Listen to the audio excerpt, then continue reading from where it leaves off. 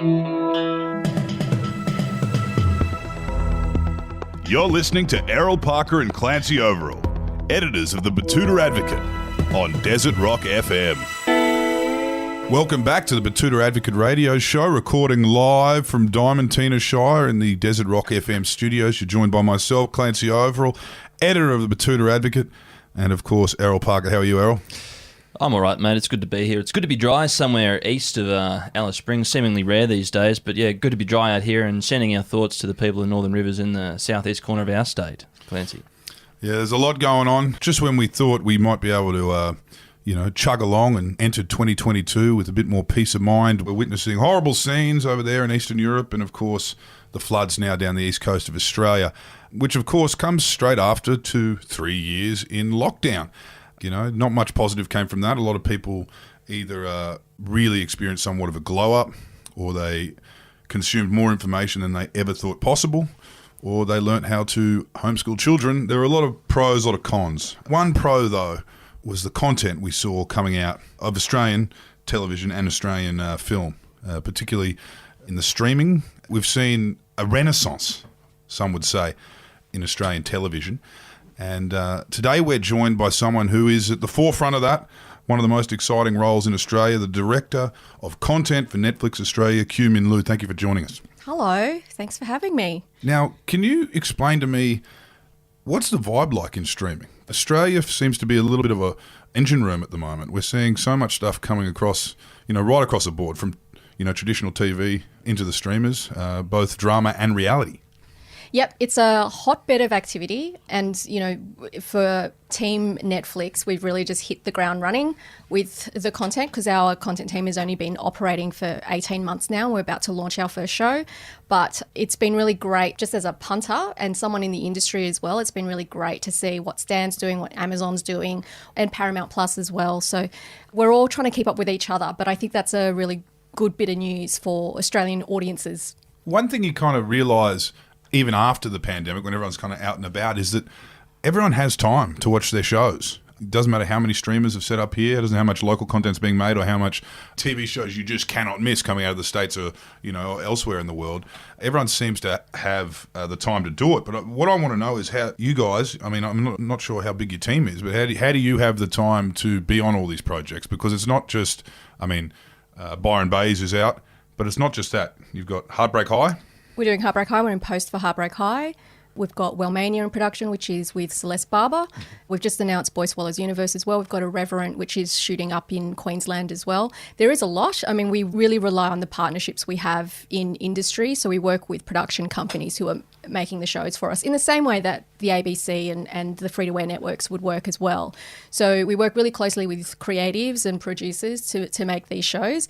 But you're right, we have a really, really tiny team. So there's about 4 of us in content. So, we're just trying to keep those fires burning and moving as quickly but as thoughtfully as we can, just to get good stuff out there, because as much as there's good stuff out there, everyone seems to run out of things to watch as well. So we've got to feed the beast. I'm interested to know, though, as a director of content, how much content you have to consume.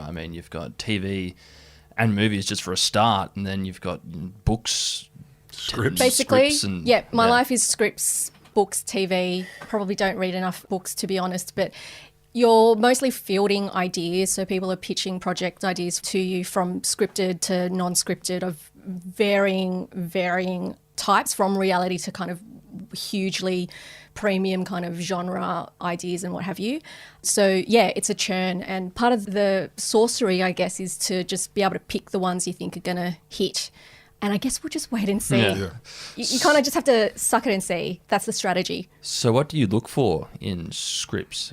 What is something that really draws you into something that you think that Netflix might like to explore further? People are going to find this really annoying, but it's basically we know what we don't like. Mm-hmm. But basically how our team works, we really want local stories. Mm-hmm. We really want shows that are uniquely Australian, and that's sort of the Netflix model when it comes to a more global approach towards content. It's about empowering local markets, local teams to make local content the way they know how. So as Australians, we're experts in the art of being Australian, so we're really given a lot of trust to find shows that mean something to Australian audiences. So for us, it's about what is uniquely Australian, but at the same time, what is kind of familiar enough.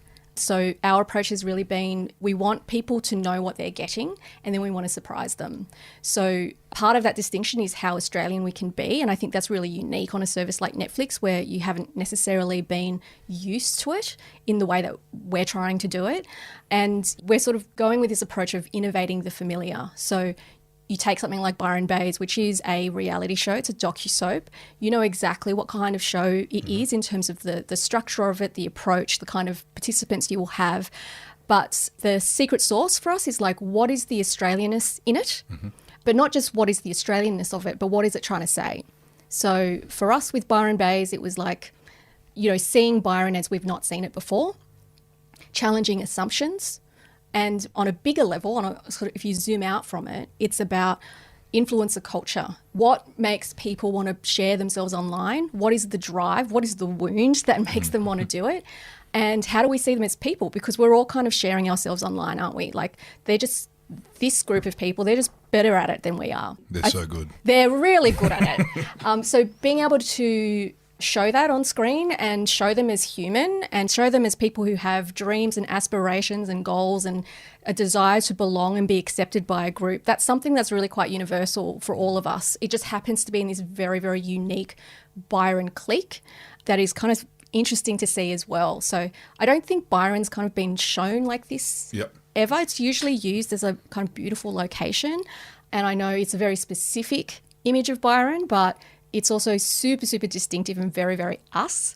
So when you watch it, you see these Australian references, you see this Aussie culture on display. It's awesome to us. So how do you deal with, there's something also inherently Australian, you go looking for yourself, but it's also inherently Australian to respond negatively when the mirror is just a little too clear. You know what I mean? Yeah. I mean, what you're saying now is influencer culture, Byron Baes. Yeah. Byron, as we know, likes to think of themselves, they like to think of themselves as Byron 20 years ago. Yeah. But also being on the cutting edge of all Australian culture and thought.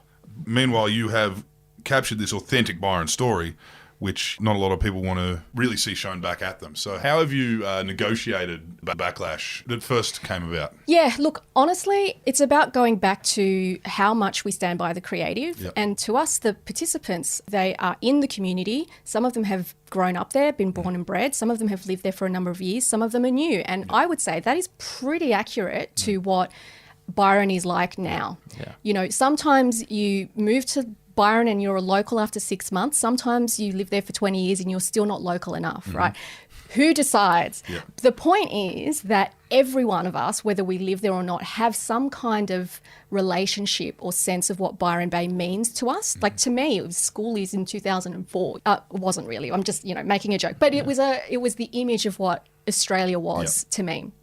So I get that there is a sense of ownership over it, but what's clear is that it contains multitudes and a whole lot of contradictions. So what we're focused on is it's a particular group of Byron, and to that particular group, it's super authentic, and I think it's a world that a lot of people will find familiar, and to some other Byron locals, it maybe won't feel as familiar. But I don't think, you know, the Real Housewives of Melbourne is representative of all of Melbourne either, right? But I get that sense of ownership because when you have been craving representation for years, you want it to be pristine and perfect, right? But what I feel this show articulates is this complexity beyond what you would assume is complex, because you assume that it's all about image and getting likes and follows and shares, but there's more to it than that. And there's so many different layers to that area. You know, we could go back to the Parkway Drive, those days when the scene in Byron was straight edge, you know, metal. Hugely influential band, by the way. 500,000 followers on Instagram. Like, they're huge. Yeah, they're massive, and that was the birth of it in Australia, that scene. You know, you could go way back to the draft dodging, Vietnam era. These aren't the stories we hear about Byron. And, you know, there's probably a series in every one of those kind of eras. But right now... Feel free to pitch them. I'll have to put on the credence and write the script of the Vietnam draft dodgers who teamed up with the Whalers and started growing Who herbs. hates that Chris Hemsworth is building the Westfield there, you know, just for himself, you know. I mean, I have family in Byron who've been there for like 40 years, you know, and it has gone through so much evolution over time. But, you know, in that evolution, there is a core belief in like healing and spirituality and community as well. And that has evolved over the years and has different iterations, you know, different strokes for different folks. Yeah, different, and many layers. So for everything that Byron is and was, it'll be good to see your particular perspective or your particular take on what's happening there at this very moment with this group of people. I kind of want to go back to what you were saying before about finding the Australianness, but also the uniqueness. The Heartbreak High is going to be a very interesting one because the original Heartbreak High was probably the first time a lot of Australians saw kind of, you know, Southern European kids, you know, Drazic. Yeah. Was that the first kind of Balkan on Australian television? And perhaps the last. Yeah. I mean, outside of the tennis. But that was groundbreaking in itself. Yeah. How do you kind of take that into the turn of the millennium? Yeah. Look, the thing that I want to make really clear about Heartbreak High, like when we commissioned it, I made an offer on it very, very quickly. I was 4 weeks into the job and I was like, Heartbreak High, that's the thing that we have to do. And the reason for that was because it was this huge cultural watershed kind of title in the 90s. And as a child of the 90s, I was really obsessed with it. And it was the first time I felt represented and all that sort of stuff.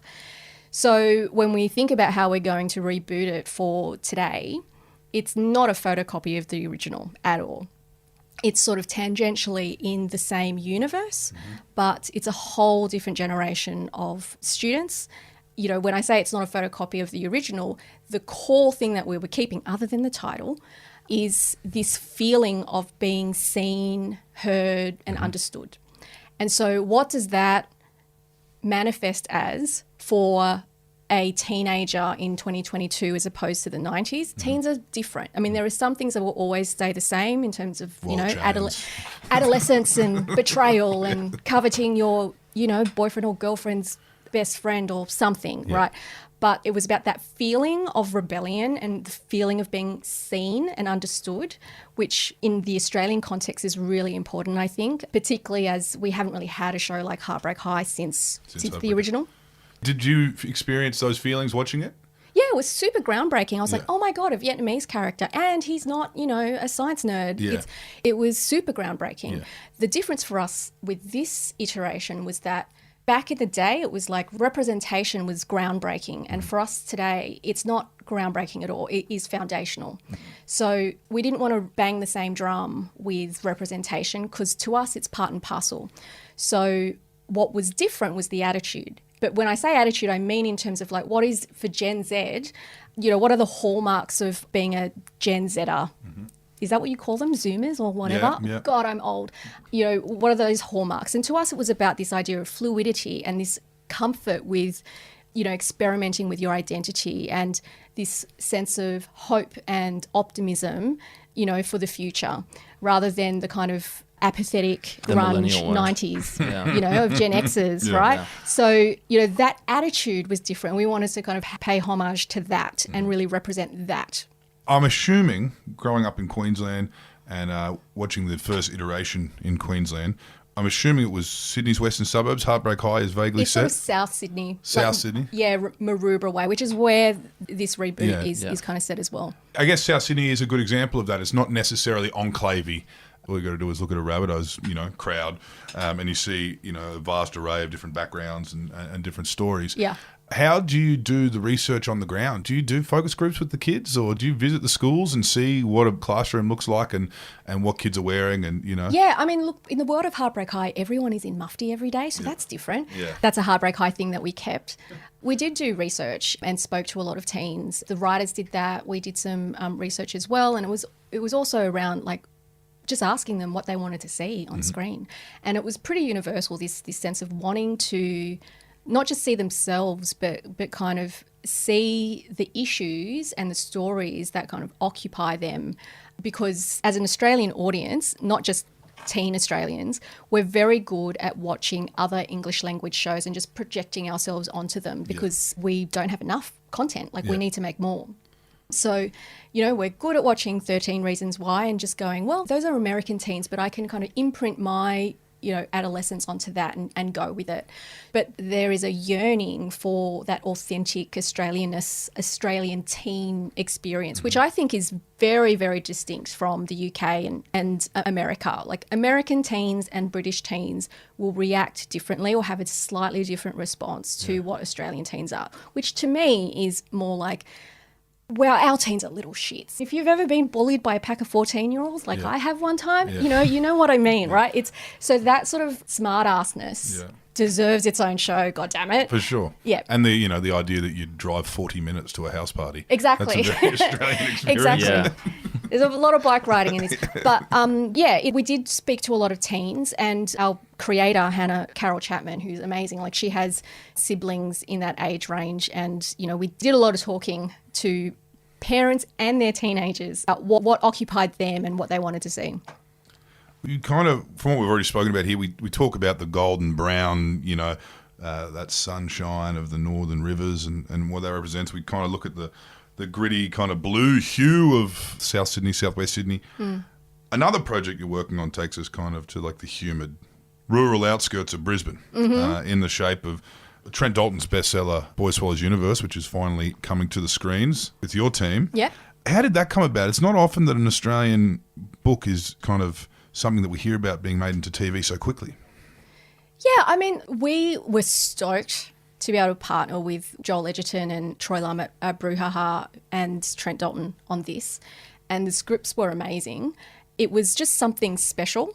It was something that, look, not dissimilar to Heartbreak High in some sense, but something that meant something really significant to Australian readers, the public, as important as culturally as Heartbreak High was to a lot of us, so is Boy Swallows Universe. So being able to do that and do it at a level that we think is, worthy of the story as well was great. And I think when you think about where we begin our slate, which is Byron Baes, which I'm so proud of, and I think is a super, super elevated premium sort of reality docu-soap. And it's the first out the gate. First out of the gate. I mean, it's also, timing, because you can make reality shows a bit faster. Yep. We've only been working for 18 months, but knowing where we're going to go, it was really important to us to sort of signify what our ambition is for Australian shows on Netflix. The one thing I also want to know is, you've obviously got how many did you say? A team of... 4. There's about 4 of us. Team of 4. I'm guessing a lot of you have come out of Australian TV. Yeah, I'm an ex-ABC. Ex-ABC. This must be grueling now that you've got the job. And so many people in TV. How do you navigate dinner parties? It's like, oh, by the way, I should show you this thing. I don't go out. I mean, there was a pandemic. I got my job during the pandemic. Yeah. So basically, all the kind of networking, schmoozing that you used to do is now very, very disciplinedly rolled out in like half-hour increments. Yeah. So Yeah. there's no time for small talk. You Yeah. state your business in 30 minutes or less and then you move on. So, I mean, we're all kind of feeling that. We really need to get back out there and sort of see people again, and as everything's opening up, we'll be able to do that more. But I've been in my pajamas 90% of the time in front of a laptop just getting things done, so it is as glamorous as it sounds.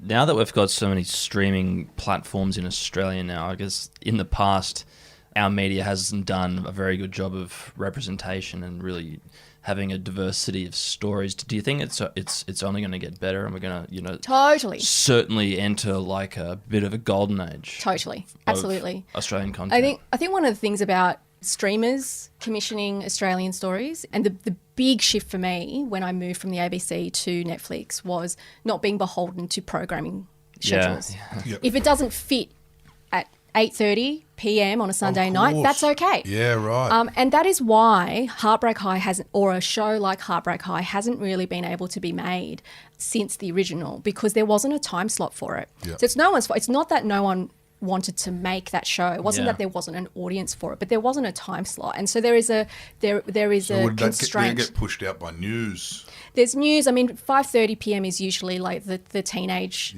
slot, but that audience segment has kind of been getting younger and younger over the years. Yeah. So suddenly plugging in a pretty edgy teen, show, Sex, drugs, rock and roll, it's a bit of a shock to the system, right?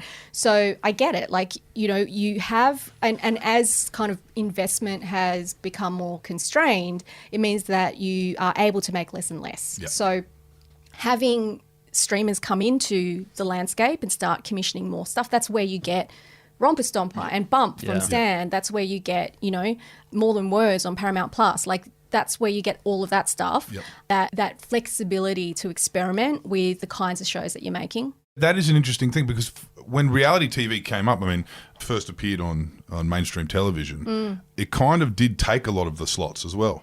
We went from Country Practice, Stingers, Blue Murder, Heartbreak High, and then all of a sudden it's just Big Brother Idol. And so now you've kind of, I guess, with the rise of streaming, we're able to go back to those days where someone had a TV show in them and they could take it to someone. And and that's like the range of possibility. And don't get me wrong, like the free-to-airs are doing amazing work still commissioning shows like that, but the limitations of what investment is in the industry makes it really, really difficult. Yeah. And when you make unscripted programming, it's cheaper. Reality is also the most watched genre after sport. Yeah. I mean, you see with like the really sad news about Neighbours finishing up, like we used to watch soap operas like Country Practice and Neighbours, but audiences are kind of shifting more towards reality shows, which I understand. Yeah. And I would say with docusoaps like Byron Baes, they're kind of... I like this idea because it's you've got the soap in it. Yeah, and that's where we get our drama. That's where we get our kind of accessible everyday drama. And so, it was fun to kind of think of, well, if we do this show, Byron Baes, how can we kind of lean further into that genre? Because I've never made a reality show before. Yeah. I don't watch heaps of reality, not because I don't like it, but because I don't have the time, to your earlier point about how you fit everything in. I can't watch like 2 hours of Bachelor every night. It's a huge ask. So I have to compartmentalize my viewing habits. Yeah. But people love it. And the idea of being able to lean into reality and kind of explore how that, it is a craft how it's made, because you're working with real people's stories. They are willing to share themselves on screen for 3 months of their lives. And, there is so much work done and craft involved in kind of maintaining the surprise, following their lives, allowing like things to organically happen, in facilitating those organic things to happen. It is sorcery how it's made. Also, the participants in our show, you have to have balls of steel. I know that's a sexist term, but to be willing to share yourself like that, particularly when you are social media people and you've got an existing brand, and those images, those brands are heavily curated. And now you're putting it in your hands. To be willing to share and to have that kind of fortitude to be like, well, this is me. Deal with it is incredible. Like I toff my cap to them. And it's going to be on the internet forever until the end of humanity. It'll always be there. And that's the exhilaration, I guess. Everyone's doing something, whether you're making it from your end or they're going on it. Yeah. Did you? You watched it. Yeah. And thanks for that, by the way. We got the You're previews. welcome. Yeah. What did you think? What I thought was when I go to Byron and I see those kind of, whether they're little spats happening or they're like dates, I think that's what they're talking about. Yeah. That's what these people are talking about, that, the only people I engage with in Byron are the 5 people I arrived with and then booked into a hotel with or booked into an Airbnb with. You don't really see what's going on, but people are there all the time. So that was the thing I took out of it the most. And then, of course, as the drama, it goes somewhere else after that. Once you're personally invested in the drama and the stories, you forget everything. I was no longer at the beach hotel. I was in this world. Well, initially, from the outside, before I watched it, I was in the camp of I'd rather have a knee reconstruction than watch something like that. Yeah. But the whole time I was watching it, the more I didn't want to watch it, I was like, no, keep it going. Here's the thing, though, I think you should just embrace the fact that you like it. Yeah. Because a lot of people love to hate reality TV, Yep. and I think part of the backlash is because it's a reality show, right? Yeah. Which I totally understand, but it's really interesting. I think it's a very specifically Australian thing as well, is that, and I hesitate to say like there's some cultural elitism in it. Not to, I don't mean to accuse you of cultural elitism, but we fall over ourselves sometimes to say, "Oh, it's appalling," but I couldn't stop watching. And that's the same. We see it with Shane Warne's eulogies. You know what I mean? Remember how he was spoken about? Yeah. By with the cultural elitism, the way Shane Warne was spoken about throughout his whole career, and then when he's dead, we kind of look back and go, geez, they went a bit hard on, this bloke at certain points of his career, and we realised how much he meant to a lot of people. Exactly. Yeah. And there is something about that accessibility and that I mean, he was an influencer. He was just an influencer prior to social media, right? He forged a connection between himself and the kind of person he was with his public. What's the hair? Ashley Martin hair? No, he was Advanced Hair Studio. Advanced hair, yeah, absolutely. And The one with the infrared lights. Exactly. But that kind of accessibility, I don't think should be there's no point being snobby about it. Yeah. Like, No. basic bitches need entertainment too, and Yeah. I am a basic bitch. Yeah. So, And we all are. And if we're not, I mean, it's if we're honest with extremely ourselves, relatable, though. Yeah. I mean, like every man with hair loss is like, oh, maybe I should go. If Warnie's doing it, if Warnie's doing exactly, that's role modeling, right? yeah. Did you get to spend a bit of time up in Byron throughout all this, or you've been in the lab? I did go to Byron once. Yeah. It was a bit of the eye of the storm at the time, Yeah. but I got to see the production made. I saw some of the shooting, and it was, like I said, that's where I was like, oh my God, this is actually really incredible how this stuff is made. So I did go to Byron once. I've been to Byron a number of times. I do have family there. Yeah. But yes, other than that, pretty much, nose to the grindstone. Yeah. The Byron thing in itself is interesting. I feel like Byron became a whole nother thing in the pandemic. We had the celebrities flying in. We had all the, All the people with COVID who were going there. Yeah, we had all that kind of stuff. But it became almost a worldly household word, Byron Bay. And then, of course, we had the 7 Perfect Strangers or whatever that was. And we got to see that landscape. And that's now, people are familiar with that around the world. Yeah. You kind of had this in the pipeline well before that Byron COVID glow up. Yeah, yes, it was. I started the job during the pandemic, so things were kind of in train already. But to us, when we did this show and decided to greenlight it, it was about, Byron is often used as this beautiful location or a proxy for California or something. Yeah. And all those Moreton Bay figs in California. But to us, this was an opportunity, and for better or for worse, and I know some people didn't like it and others were fine, but for us going in, it was an opportunity to really explore Byron or an aspect of Byron as it genuinely was to our minds, that wasn't an opportunity afforded to Byron by other productions. And in that kind of sweep of lots of attention being thrown at Byron, which has been progressively increasing over the years, ever since Paul Hogan bought a place there in the 80s, right? John Butler Trio, Xavier Rudd. That's so gradually- all of that, it has been growing in its desirability for decades. And so, I think during the pandemic, it hit a tipping point, which I totally understand. And everyone's had a pretty crap couple of years, and that area now is not having a great time, which is awful. And so I think that sort of anguish and anxiety around that is totally understandable. And, when a company comes in, like, I can see that, the spectre of Netflix, it can be an intimidating thing. And if there's no trust in what it is that you're trying to do, then I can understand that reaction. And no one knew that we were just a pack of 4 nerds just really loving Australian content and wanting to do something great. And you're nowhere near as scary as the entire NRL Mad Mondays that we're all having. 2020, they were saying it down at the stadium in Western Sydney. They go, "We just won. We're going to Byron." I feel like that's way scarier. You're going to the half-acre known as the Beach Hotel. Look, at the end of the day, it's silly, it's a bit of fun, but I think it's also really compassionate and kind and warm. And, what I found really interesting as well was just the Byron versus Gold Coast thing. Like, that was a really interesting thing that came out of it as well. Oh, big time. Yeah. And that kind of happens all the way down the coast, where those big towns below Byron also talk shit about Byron, the like Graftons and Yambas and that kind of stuff. Yeah. And but that's how just local is that, right? Yeah, like, it is. you wouldn't get It's this seriously local. That is beach culture. It's beach culture, and it's also, it's Australian culture as well. Like, even the backlash for me, I was like, oh, I'm getting a go back to where you came from vibe. Like, and you get it because there's a fierce sense of loyalty and protectionism. Totally understand.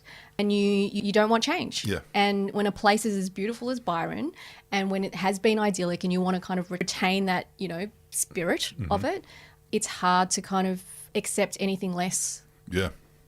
that you perceive as less, I guess. Yeah. I mean, all you can say really is give these characters a chance, and I'm sure you're going to see them on the beach and you're going to say g'day. That's what's going to happen.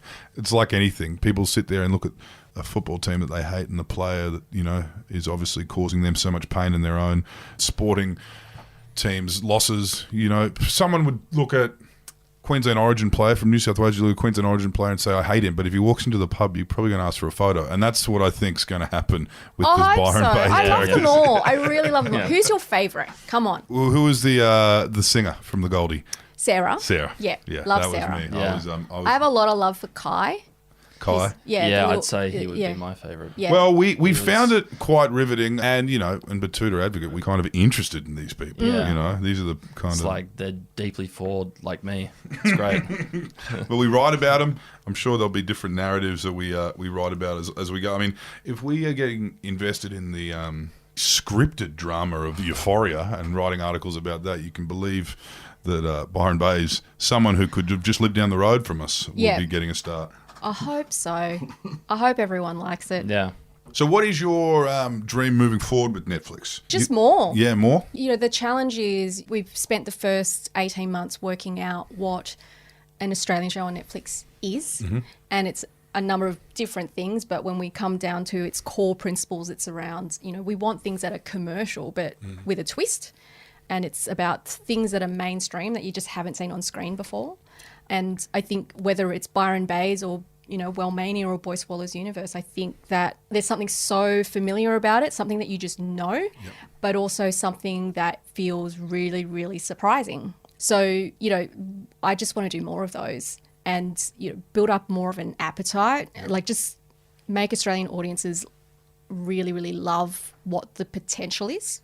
And just more variety, and that's for me, that's for all the other streamers and all the other free-to-air networks as well. Like the more investment we can put into Australian content, the better. Otherwise, I'll get fired.